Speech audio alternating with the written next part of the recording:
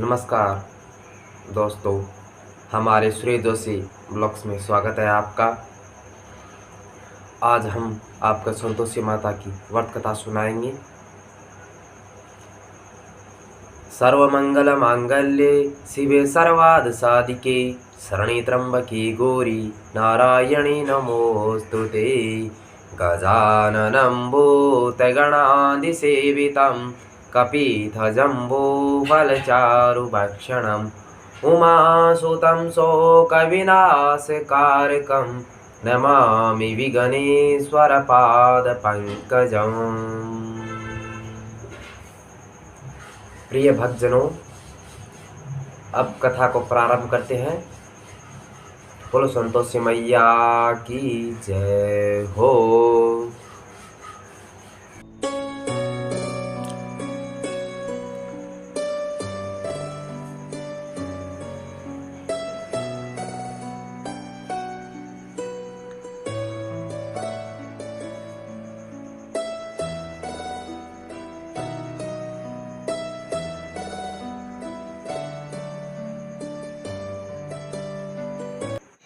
संतोषी माता की व्रत कथा हम प्रारंभ करते हैं। एक बुढ़िया थी, उसके 7 बेटे थे। 6 कमाने वाले थे, जबकि एक निकम्मा था। बुढ़िया 6 बेटों की रसोई बनाती, भोजन कराती और उनसे जो कुछ जूठन बचती वह 7वें को दे देती। एक दिन वह पत्नी से बोला, देखो मेरी माँ को मुझ पर कितना प्रेम है। वह बोली, क्यों नहीं, सबका जूठा जो तुमको खिलाती है। वह बोला, ऐसा नहीं हो सकता, मैं जब तक आँखों से न देख लूँ मान नहीं सकता। बहू हंसकर बोली, देख लोगे तब तो मानोगे। कुछ दिन बाद त्योहार आया। घर में 7 प्रकार के भोजन और चूरमे के लड्डू बने।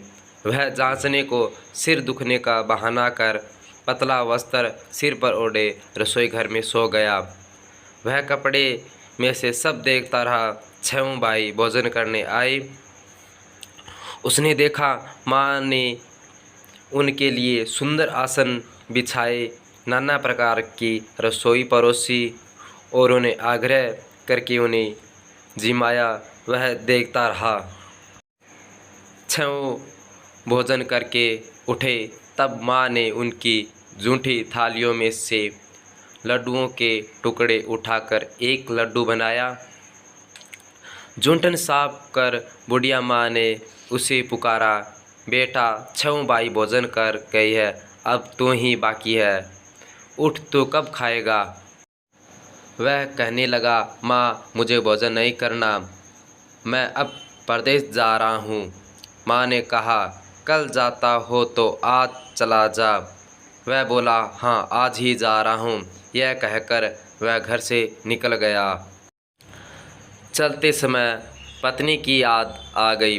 वह गौशाला में गड्ढे उपले थाप रही थी।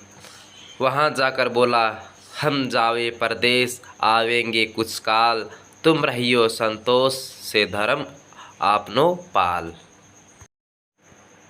वह बोली, जाओ पिया आनंद से हमारो सोच हटाए, राम भरोसे हम रहे ईश्वर तुम्हें सहाय। 2 निशाने आपन देख धरु में धीर, शुद्धि मति हमारे बिसारियो रखियो मन गंभीर। वह बोला, मेरे पास तो कुछ नहीं है, यह अंगूठी है, सो ले और अपनी कुछ निशानी मुझे दे। वह बोली, मेरे पास क्या है, यह गोबर भरा हाथ है। यह कहकर उसकी पीठ पर गोबर के हाथ की थाप मार दी। वह चल दिया। चलते चलते दूर देश पहुंचा। वहाँ एक साहूकार की दुकान थी। वहाँ जाकर कहने लगा, भाई मुझे नौकरी पर रख लो। साहूकार को ज़रूरत थी, बोला, रह जा। लड़के ने पूछा, तनख्वाह क्या दोगे। साहूकार ने कहा, काम देकर दाम मिलेंगे। साहूकार की नौकरी मिली। वह सुबह 7 बजे से 10 बजे तक नौकरी बजाने लगा। कुछ दिनों में दुकान का सारा लेन देन, हिसाब किताब, ग्राहकों को माल बेचना, सारा काम करने लगा। साहूकार के 7-8 नौकर थे। वह सब चक्कर खाने लगे, यह तो बहुत होशियार बन गया। सेठ ने भी काम देखा और 3 महीने में उसे आधे मुनाफे का हिस्सेदार बना लिया। वह कुछ वर्ष में ही नामी सेठ बन गया और मालिक सारा कारोबार उस पर छोड़कर चला गया। इधर उसकी पत्नी को सास ससुर दुख देने लगे। सारी गृहस्थी का काम करा के उसे लकड़ी लेने जंगल में बेचते। इसी बीच घर के आटे से जो भूसी निकलती उसकी रोटी बनाकर रख दी जाती और फूटे नारियल की नारली में पानी। एक दिन वह लकड़ी लेने जा रही थी। रास्ते में बहुत सी स्त्रियां संतोषी माता का व्रत करती दिखाई दी।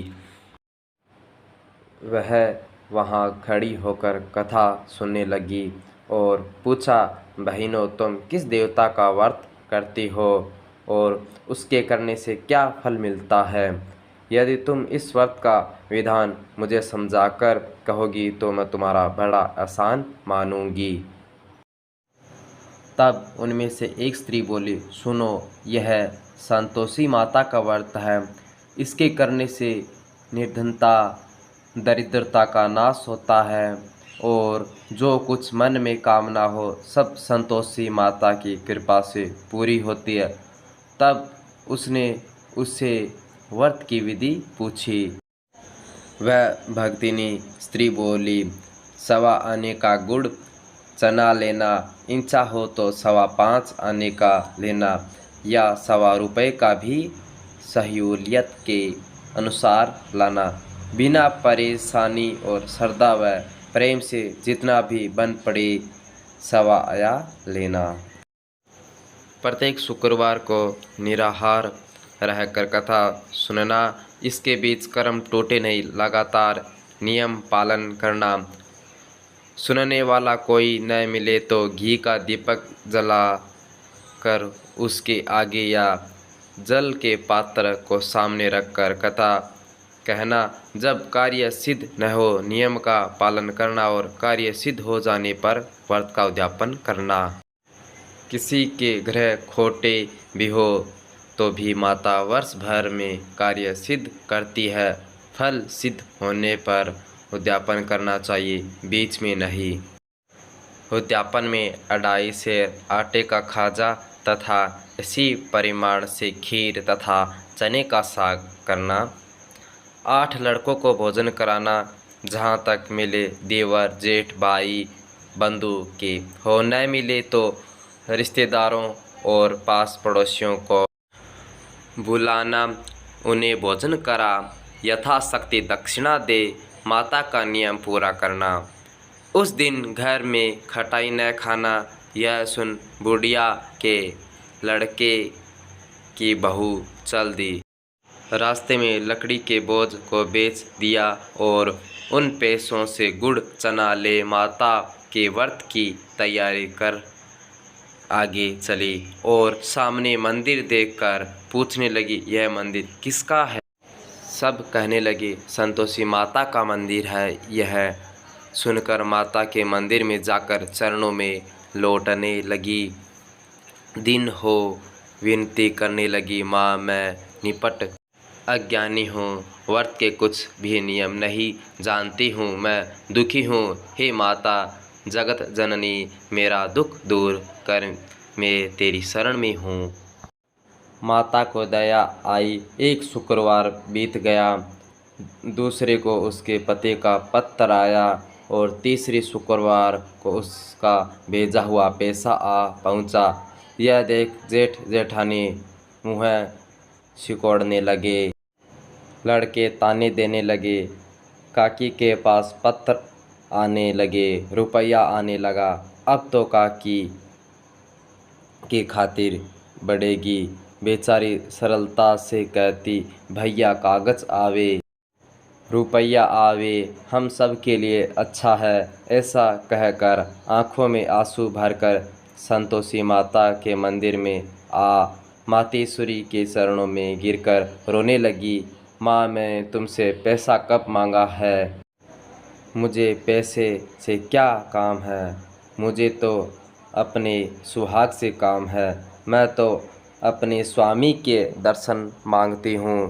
तब माता ने प्रसन्न होकर कहा, जा बेटी, तेरा स्वामी आएगा। यह सुनकर खुशी से बावली होकर घर आई, काम करने लगी। अब संतोषी माँ विचार करने लगी, इस भोली पुत्री को मैंने कह तो दिया है कि तेरा पति आएगा, लेकिन कैसे वह तो इसे स्वप्न में भी याद नहीं करता। उसे याद दिलाने को मुझे ही जाना पड़ेगा। इस तरह माता जी उस बुढ़िया के बेटे के पास जाकर स्वप्न में प्रकट हो कहने लगी, साहूकार के बेटे सो रहा है या जागता है? वह कहने लगा, माता, सोता भी नहीं जागता भी नहीं हूँ, कहो क्या आज्ञा है? माँ कहने लगी, तेरे घर बार कुछ है कि या नहीं? वह बोला, मेरे पास सब कुछ है, माँ बाप है, बहू है, क्या कमी है? माँ बोले, पुत्र, तेरी बहू घोर कष्ट उठा रही है। तेरे माँ बाप उसे परेशानी दे रहे हैं। वह तेरे लिए तरस रही है, तू उसकी सुध ले। वह बोला, हाँ माता जी, यह तो मालूम है, पर तू जाऊँ तो कैसे? परदेश की बात है, लेन देन का कोई हिसाब नहीं है, कोई जाने का रास्ता नहीं आता, कैसे चला जाऊँ? माँ कहने लगी, मेरी बात मान, सवेरे नहा धोकर संतोषी माता का नाम ले, घी का दीपक जला, दंडवत कर दुकान पर जा बैठ। देखते देखते सारा लेन देन चुक जाएगा, जमा का माल बिक जाएगा, सांझ होते होते धन का भारी ढेर लग जाएगा। अब बूढ़े की बात मानकर वह नहा धोकर संतोषी माता का नाम लेकर दंडवत घी का दीपक जलाकर दुकान पर जा बैठा। थोड़ी देर में देने वाले रुपया लाने लगे, लेने वाले हिसाब लेने लगे। कोठे में भरे सामान के खरीदार नगद दाम दे सौदा करने लगे। शाम तक धन का भारी ढेर लग गया। मन में माता का नाम ले चमत्कार देख प्रसन्न हो घर ले जाने के वास्ते गहना कपड़ा सामान खरीदने लगा। यहाँ काम से निपट तुरंत घर को रवाना हुआ। उधर उसकी पत्नी जंगल में लकड़ी लेने जाती है। लौटते वक्त माता जी के मंदिर में विश्राम करती है। वह तो उसके प्रतिदिन रुकने का जो स्थान ठहरा। धूल उड़ती देख वह माता से पूछती है, हे माता, यह धूल कैसे उड़ रही है? माता कहती है, हे पुत्री, तेरा पति आ रहा है। अब तुम ऐसा कर, लकड़ियों के 3 बोझ बना ले, एक नदी के किनारे रख और दूसरा मेरे मंदिर पर व तीसरा अपने सिर पर। तेरे पति को लकड़ियों का गट्ठर देख मोह पैदा होगा, वह यहाँ रुकेगा, नाश्ता पानी खाकर माँ से मिलने जाएगा। तब तुम लकड़ियों का बोझ उठाकर जाना और चौक में गट्ठर डालकर जोर से आवाज़ लगाना, लो सासू जी, लकड़ियों का गट्ठर लो, भूसे की रोटी दो, नारियल के खेपड़े में पानी दो, आज मेहमान कौन आया है? माताजी से बहुत अच्छा कहकर वह प्रसन्न मन से लकड़ियों के 3 गट्ठर बनाकर एक नदी के किनारे पर और एक माताजी के मंदिर पर रखा। इतने में मुसाफिर आ पहुंचा। सूखी लकड़ी देख उसकी इच्छा उत्पन्न हुई कि हम यहीं पर विश्राम करें और भोजन बनाकर खा पीकर गांव जाएं। इस तरह रुककर भोजन बना, विश्राम करके गांव को गया। सबसे प्रेम से मिला। उसी समय सिर पर लकड़ी का गट्ठर लिए वह उतावली सी आती है। लकड़ियों का भारी बोझ आंगन में डालकर जोर से 3 आवाज़ देती है, लो सासू जी, लकड़ियों का गट्ठर लो, भूसे की रोटी दो, आज मेहमान कौन आया है।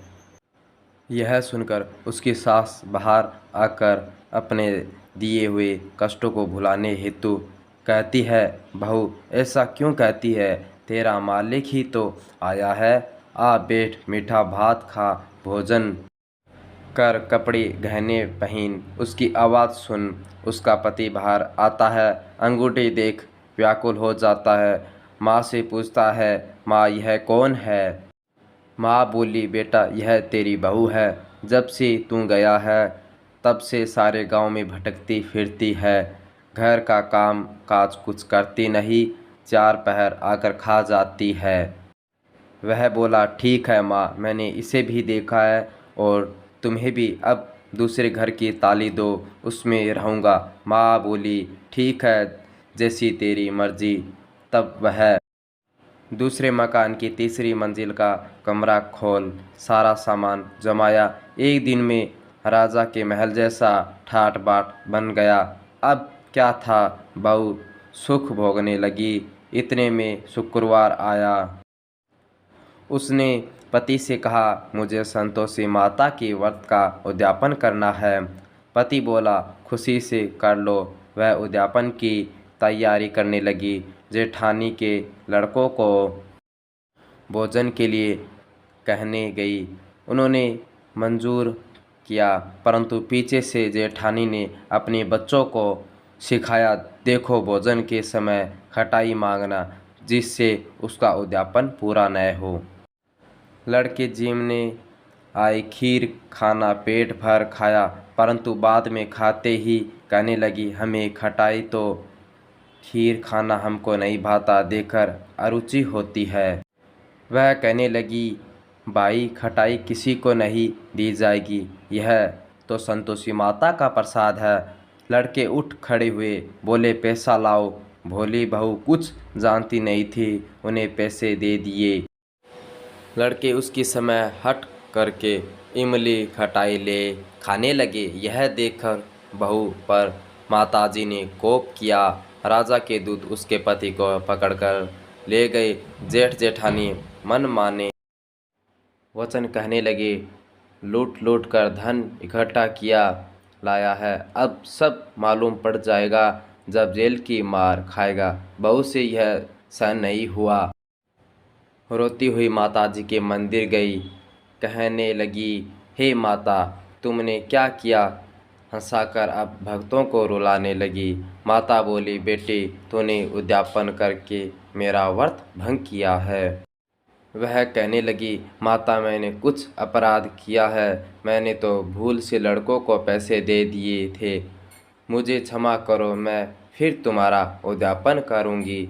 माँ बोली, अब भूल मत करना। वह कहती है, अब भूल नहीं होगी, अब बतलाओ वह कैसे आवेंगे।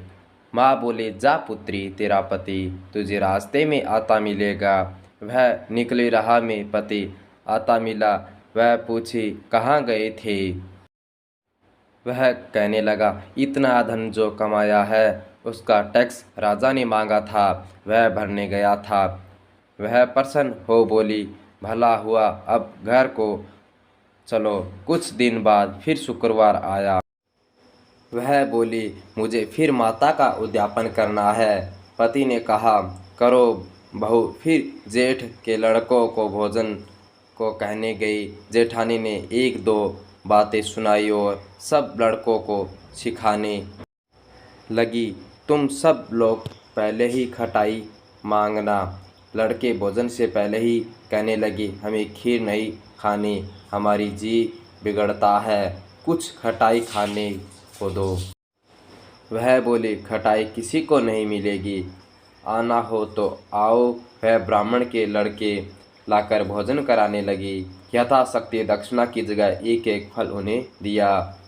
संतोषी माता प्रसन्न हुई।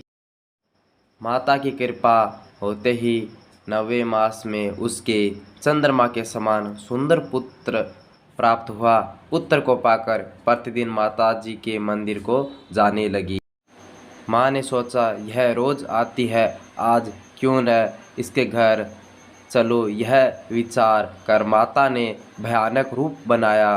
गुड़ चने से सना मुख, ऊपर सूंड के समान होठ, उस पर मक्खियाँ भिन भिन कर रही थी।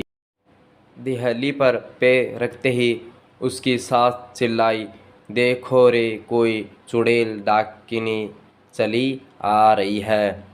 लड़कों, इसे भगाओ, नहीं तो किसी को खा जाएगी। लड़के भागने लगे, चिल्लाकर खिड़की बंद करने लगे। बहू रोशनदान में से देख रही थी। प्रसन्नता से पगली बन चिल्लाने लगी, आज मेरी माता जी मेरे घर आई है। वह बच्चे को दूध पीने से हटाती है। इतने में सास क्रोध फट पड़ा। वह बोली, क्या उतावली हुई है, बच्चे को पटक दिया। इतने में माँ के प्रताप से लड़के ही लड़के नजर आने लगी। वह बोले, माँ, मैं जिसका व्रत करती हूँ यह संतोषी माता है। सबने माता जी के चरण पकड़ लिए और विनती कर कहने लगे, हे माता, हम मूर्ख हैं, अज्ञानी हैं, तुम्हारी व्रत की विधि हम नहीं जानते। व्रत भंग कर हमने बड़ा अपराध किया है। जग माता, आप हमारा अपराध क्षमा करो। इस प्रकार माता प्रसन्न हुई। बहू को प्रसन्न हो, जैसा फल दिया वैसा माता सबको दे। जो पढ़े उसका मनोरथ पूर्ण हो। बोलो संतोषी माता की जय हो।